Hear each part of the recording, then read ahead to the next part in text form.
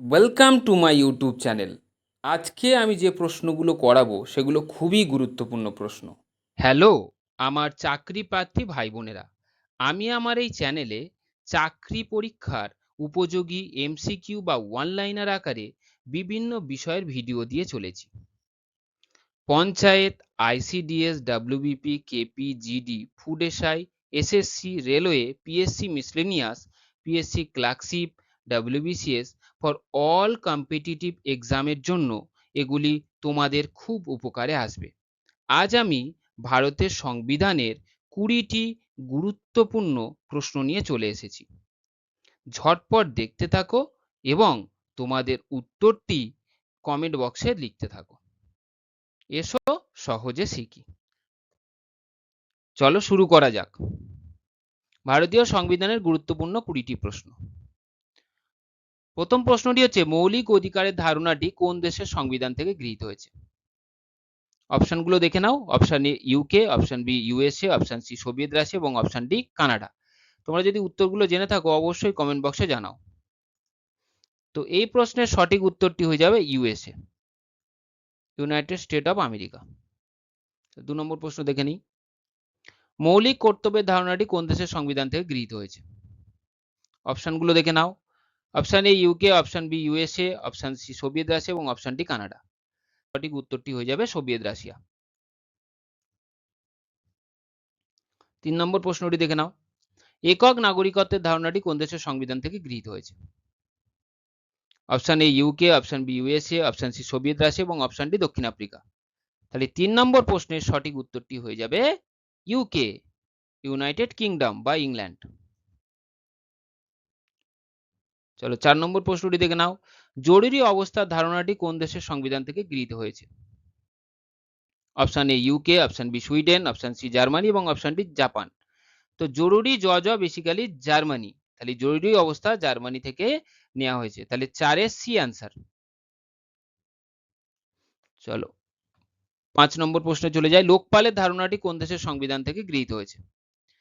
লোকপালের ধারণাটি তাহলে কোথায় থেকে হয়েছে? অপশনটা দেখে নাও। UK, Sweden, Germany, Canada. তাহলে 5 নম্বর প্রশ্নের সঠিক উত্তরটি হয়ে যাবে Sweden.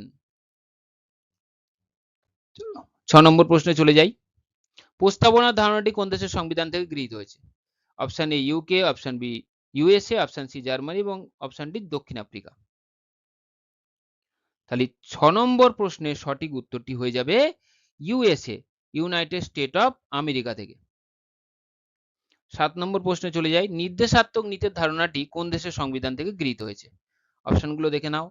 Option A UK, option B Ireland, option C Sweden, option D দক্ষিণ আফ্রিকা। তাহলে 7 নম্বর প্রশ্নের সঠিক উত্তরটি হয়ে যাবে আয়ারল্যান্ড।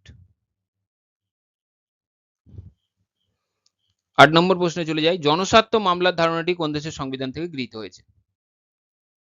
অপশনগুলো দেখে নাও। UK, USA, Germany, Ireland. তাহলে 8 নম্বর প্রশ্নের সঠিক উত্তরটি হয়ে যাবে ইউকে, ইউনাইটেড কিংডম বা ইংল্যান্ড। 9 নম্বর প্রশ্নে চলে যাই। বিচার বিভাগীয় পূর্ণ বিবেচনা কোন দেশের সংবিধান থেকে গৃহীত হয়েছে? অপশনগুলো একবার দেখে নাও। Option A UK, option B USA, option C Germany, option D Ireland. তাহলে 9 নম্বর প্রশ্নের সঠিক উত্তরটি হয়ে যাবে বিচার বিভাগীয় কোনো কিছু বললেই সেটা হয়ে যাবে ইউএসএ। আর আইন সংক্রান্ত বেসিক্যালি যে কোনো জিনিস বললে হয়ে যাবে সেটা ইউকে। চলো 10 নম্বর প্রশ্নে চলে যাই।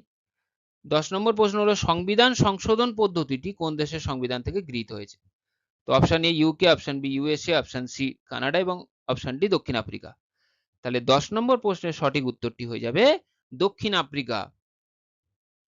তাহলে সংবিধান সংশোধন পদ্ধতিটি দক্ষিণ আফ্রিকা থেকে নেওয়া হয়েছে। চলো 11 নম্বর প্রশ্নে চলে যাই। কে গণপরিষদের প্রবীণতম সদস্য ছিলেন? Option A B N Rao, option B doctor Rajendra Prasad, option C doctor Sachchidananda Sinha এবং অপশন ডি সুভাষচন্দ্র বসু। তাহলে 11 নম্বর প্রশ্নের সঠিক উত্তরটি হয়ে যাবে option C doctor Sachchidananda Sinha. চলো 12 নম্বর প্রশ্নে চলে যাই।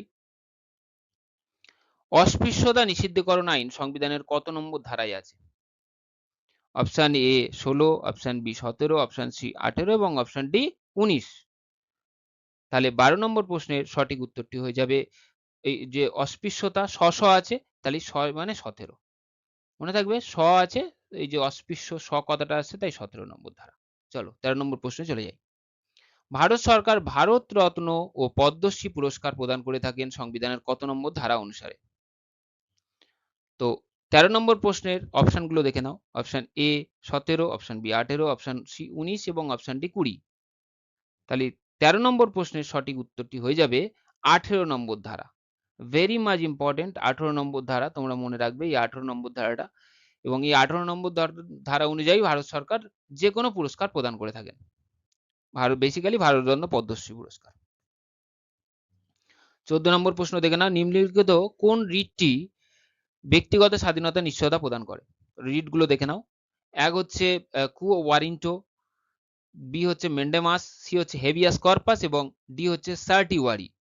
তো 14 নম্বর প্রশ্নের সঠিক উত্তরটি হয়ে যাবে তাহলে হেভিয়াস কর্পাস।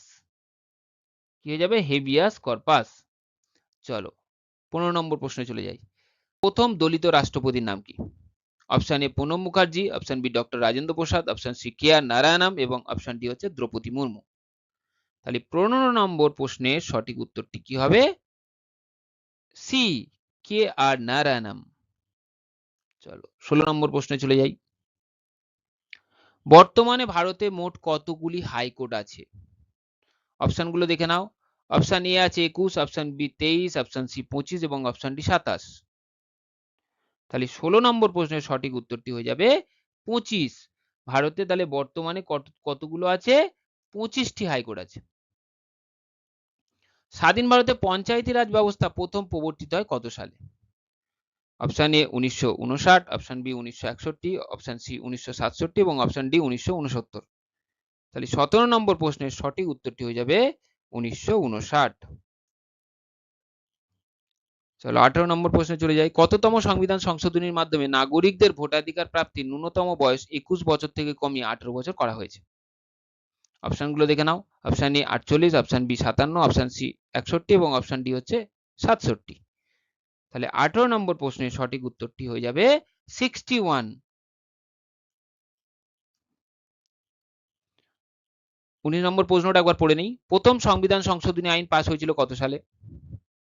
অপশনগুলো 1949, 1951, 1955 এবং 1960। এই প্রশ্নটি সঠিক উত্তরটি আপনারা কমেন্ট সেকশনে বলবেন। 19 নম্বর প্রশ্নটি আপনাদের জন্য রাখলাম, আপনারা অবশ্যই কমেন্ট সেকশনে জানাবেন। চলো 20 নম্বর প্রশ্নে চলে যাই। 20 নম্বর প্রশ্ন হচ্ছে, গ্রাম সভা গঠন আবশ্যক করা হয় কততম সংবিধান সংশোধনীর মাধ্যমে? অপশনগুলো দেখে নাও। অপশন এ আছে 53, অপশন বি 63, অপশন সি হচ্ছে 73 এবং অপশন ডি হচ্ছে 83। তো 20 নম্বর প্রশ্নের সঠিক উত্তরটি হয়ে যাবে 73তম সংবিধান সংশোধনীর মাধ্যমে। আর পৌরসভা যদি বলা হয় সেটা হয়ে যাবে 74তম সংবিধান সংশোধনীর মাধ্যমে। আশা করছি এই ছোট্ট ভিডিওটি আপনাদের অনেক অনেক উপকারে এসেছে। এই ভিডিওটি যদি তোমাদের ভালো লেগে থাকে তাহলে অবশ্যই তোমরা ভিডিওটিকে একটা লাইক এবং কমেন্ট করো এবং প্রয়োজনে ভিডিওটিকে শেয়ার করে তোমরা তোমাদের বন্ধুদের কাছে পাঠিয়ে দিও। সবাই ভালো থেকো, সুস্থ থেকো। ধন্যবাদ।